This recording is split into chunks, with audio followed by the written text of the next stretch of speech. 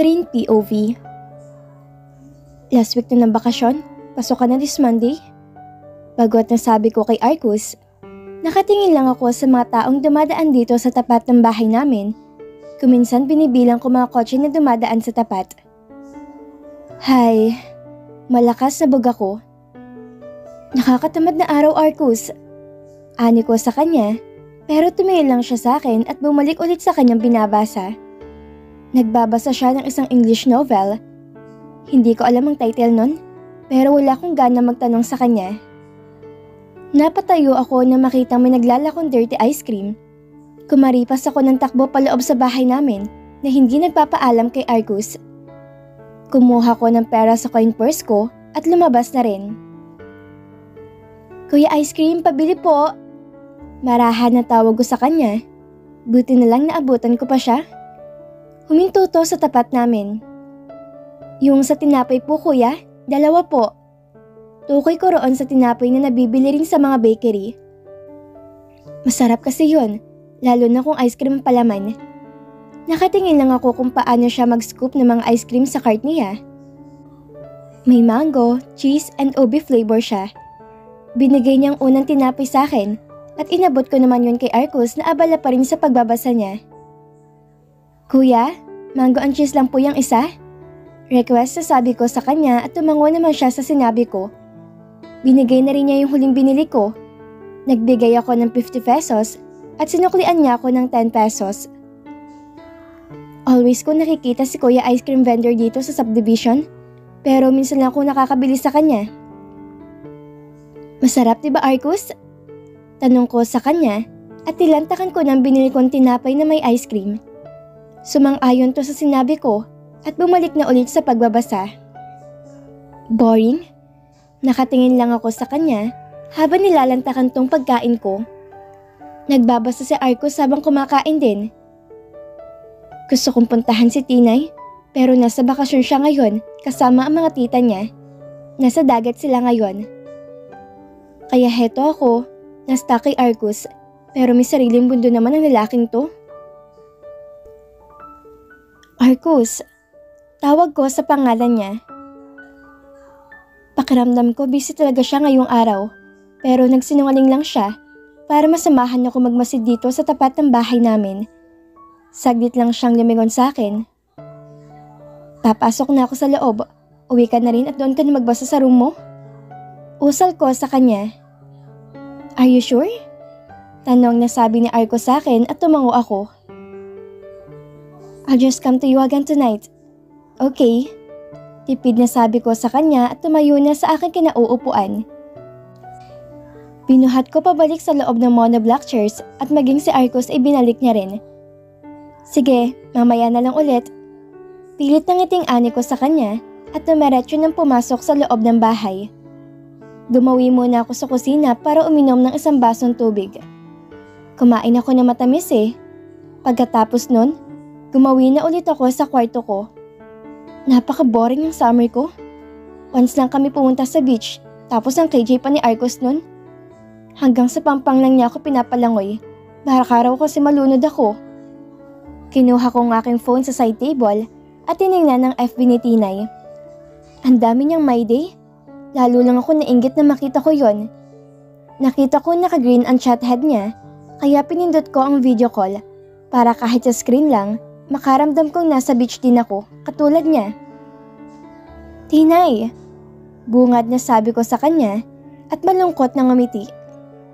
Catherine, namiss mo agad ako? Wala pa namang isang araw ah. Nang aasar na wika niya sa akin at pinakitang suot niyang bathing suit. Bagay ba sa akin, Catherine? Nakita kong hot pink na suot niyang bathing suit. Napanguso ako at nainggit ako sa aking nakita. Nung nasa beach kami, di man ako nakasuot ng ganyan dahil ayaw ni Arcus. Ang hot mo sa suot mong yan, Tinay. Nag-post ka ng ganyan sa account mo? Manghang pagtanong ko sa kanya at kuminang pa ang aking mga mata. Need ko bang i-post, Catherine? Baka kasi di bagay sa akin tong kulay ng swimsuit. Nailang na wika niya sa akin at napangiwi pa siya. Bagay na bagay, Tinay. Approve sa akin. Ani ko sa kanya at tinaas ko pang aking kanang hinalaki para makita niyang okay. Sige, I'll post it to my account. Agunda niya sa akin. Bakit pala napatawag ka? Napalabi ako sa tanong niya. Ang boring dito. Hindi ko rin makausap si Arcus. Busy siya sa kanya binabasang novel. Pagtatapat ko sa aking pakay. Nasa beach ka ba ngayon? Patingin naman ng dagat dyan sa pinuntahan nyo. Request ko sa kanya at nagpapi-face pa. Mag-mall kayong dalawa para makapag-relax ka naman. Malapit ng pasukan, Catherine. Teka, ibakam ko para makita mong kalmadong dagat dito. Ginawa niyang kanyang sinabi. Kita ko sa screen ng kalmadong tubig dagat. Nasa tapat siya ng dagat ngayon. Ang ganda ng dagat dyan, Tinay. Bulalas kong sabi sa kanya. Lalo tuloy ako nainggit sa nakita ko. Ang kalmado nga ng dagat dito sa pinuntahan namin simula kanina. Kaya ang daming tao sa Pangpang ngayon. Pagkukwento niya sa akin. Wala ka bang ginagawa ngayon, Catherine? Magpaturo ka kaya magluto kay Tita Carmel para di ka mabangot dyan. Napalabi ako sa sinabi niya sa akin. Pupunta si Arcus mamaya rito sa amin. Hindi ko alam kung saan kami pupunta. Hindi ko na itanong eh. Sabay kamot na sabi ko sa kanya. Baka may pinaplanong date ng isang yun para sa'yo. Napaisip ako sa sinabi niya. Pinaplanong date? Wala naman kaming okasyon para magplano siya. Ewan ko, Tinay. Mamaya ko malalaman at kukwento ko rin sa'yo kung anong ganap namin mamaya. O siya, matulog ka na muna dyan. Baka mamaya makatulog ka.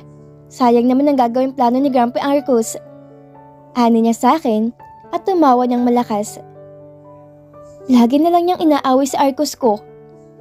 O sige na, ingat kayo dyan. Pasalubong pabalik ha. Bye, Tinay. Wika ko at inend ang video call namin. Nilapag ko ang phone ko sa side table namin. Matutulog na nga lang muna ako. Baka nga magkatotoo yung sinabi ni Tinay kanina. Princess, napabaling ako sa kabilang side ng kama dahil sa boses na narinig ko. Princess, hinahanap ka ni Arcus. Naghihintay siya sa'yo sa may sala. Napadilat ako at agad na napaupo sa kama ko. Mommy, bungad na tawag ko. Napasarap ang tulog ko dahil sa panaginip ko kanina. Ako raw ang prinsesa sa isang mayamang syudad sa malayong lugar. Masaya na sana ang lahat na magising ako. Hindi ko na tuloy maalalang panaginip ko. Maghilamos ka na dyan. Naghihintay na si Arcus sa'yo sa baba. Rinig ko ulit ang sabi niya sa akin. Pupunta yata kayo sa Summer Festival Night dyan sa clubhouse. Alam ko ngayong gabi yon. Dugtong niya sabi ni Mami sa akin. Summer Festival Night, Mami? Ano po yun? Naguguluhang tanong ko sa kanya.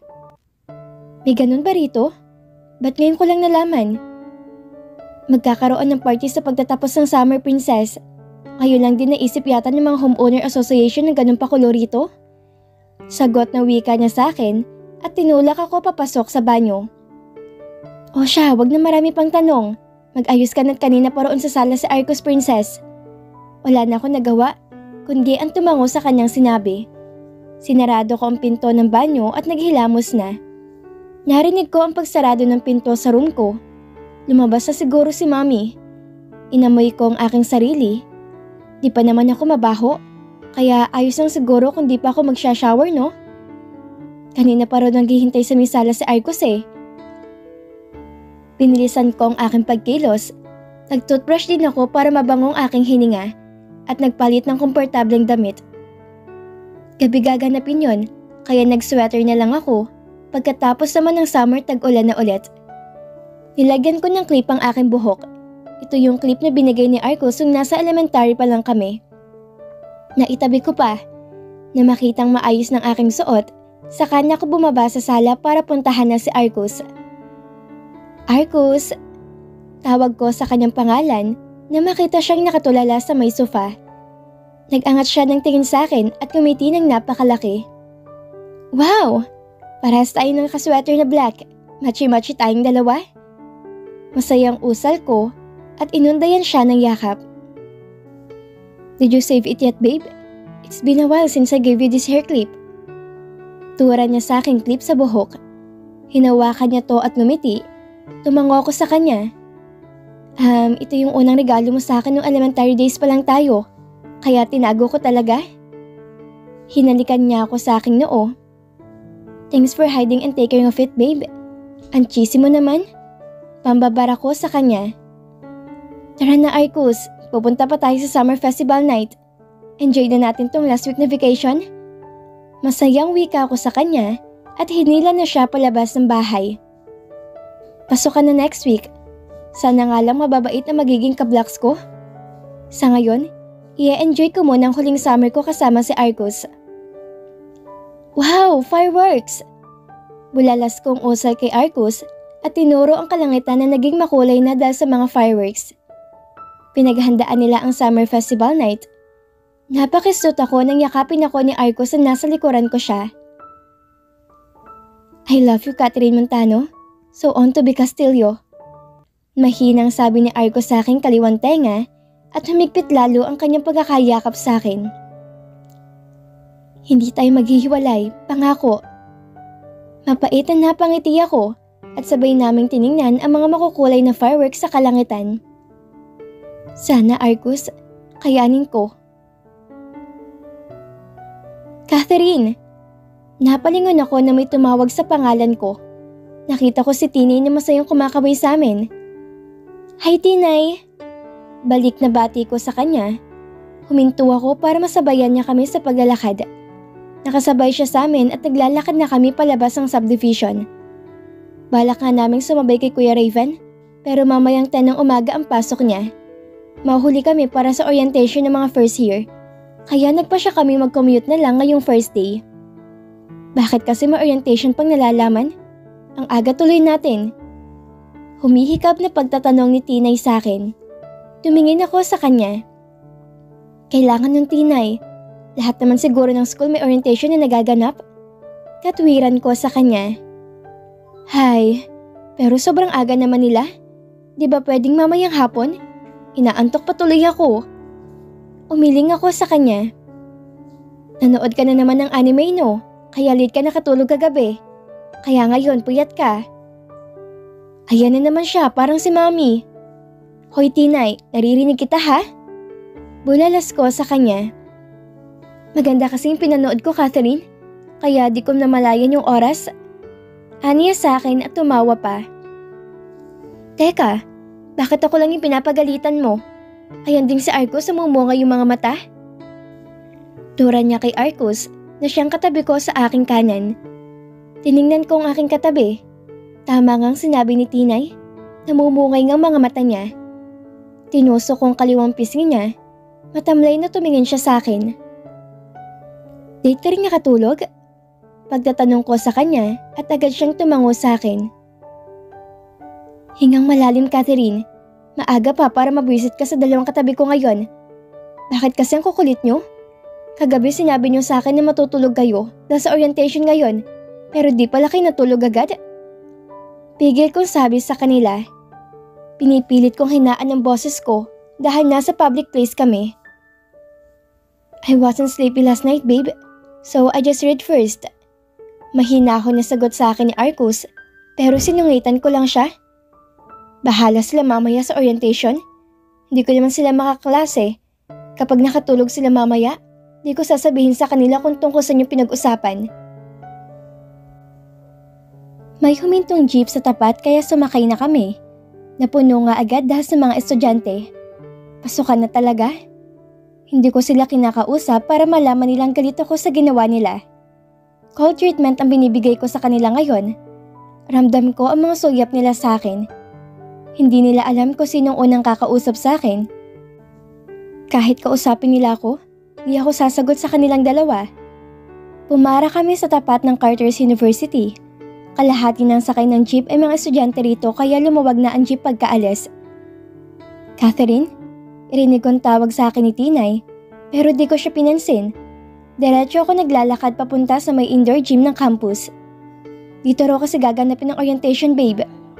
Si Arcus na ang akin narinig na nagsalita na makapasok kami sa loob ng indoor gym. Pero katulad ng kay Tinay, di ko rin siya pinansin. Humiwalay ako sa kanila dahil kailangan namin pumila by course and major. Nakita kong lumihis si Tinay ng daan papunta sa College of Business Administration. Kami na naman ni Arcos ay dumiretso sa gitna ng indoor gym. Doon kasi namin nakita ang placard ng College of Education. Pumunta na ako sa pila ng Filipino major. 6 kami ritong nakapila kasama ako. Si Arcos naman ay pumila na rin sa mathematics major. Kita ko rito sa Ellen na may hawak na libro. Mukhang nagbabasa na naman siya. Hindi ko napigilan magselos na naman sa kanya. Same sila ng major? Magiging malapit kaya sila sa isa't isa? Ilang minuto lang at nag-umpisa ng orientation para sa mga first year na katulad ko. Tinalakay lang doon ang promote engagement in college tradition to build community, communicate orientation expectation, and benefits sa campus and about sa mga club na sinalihan namin. Umabot din yun ng 1 oras at kalahati dahil sa mga tanong ng ibang estudyante. May nakausap na ako kanina sa section ko, pero di ko masasabing kaibigan ko na. Pakiramdam ko, kinausap nila ako dahil katabi nila ako sa pila. Baka kapag mismo klase na, di nila ako kausapin. There are no classes for all first years. You can go to the clubs you joined today. Study while first years. Huling rinig ko sa speaker kanina, kaya ngayon naglalakad na ako pupunta sa art club. Kinakabahan ako, baka masungit ang president sa club. May narinig kasi akong matapang daw ang president ng club namin. Kay Amari Purazaza ang pangalan niya. Hawak kong aking kamay na tinatahak ang clubroom namin. Di ko nga napansin si Tinay at Arcos eh. Siguro alam nilang galit pa rin ako sa kanilang dalawa. Napalunok akong nasa tapat na ako ng clubroom namin. Hindi ko alam kung papasok na ba ako o kakatok muna. Namamawis ng aking palad habang nakatingin sa pinto. Excuse me, papasok ka ba? Napatigil ako sa pag-iisip na may marinig na boses. Napalingon ako at nakita kong isang matangkad na lalaki na may kaputian ng kulay at brown na buhok na nakaperm. Napangangako sa kanya. Oo, papasok ako. Kinakabahan na usal ko sa kanya. Bago ko pa mahawakan ang doorknob ng pinto, pinihit na niya to at binuksan na siyang pinagtataka ko. Bakit hindi siya kumatok muna? Nakatingin siya sa akin habang ang kanang kamay niya ay nasa doorknob pa rin. Won't you come in? Takang tanong niya sa akin. Salamat po.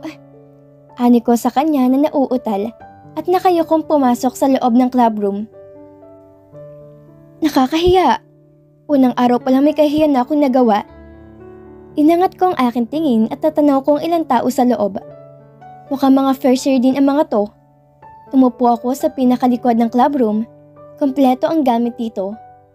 May wooden easel din kada upuan. Nilibot ko ang aking tingin na may iba't ibang size ang wooden canvas dito sa brushes. Mukhang fake news ang narinig ko tungkol sa president ng club namin. Hi! Napalingon kaming lahat nang marinig ang matinis at masayang bati na yon.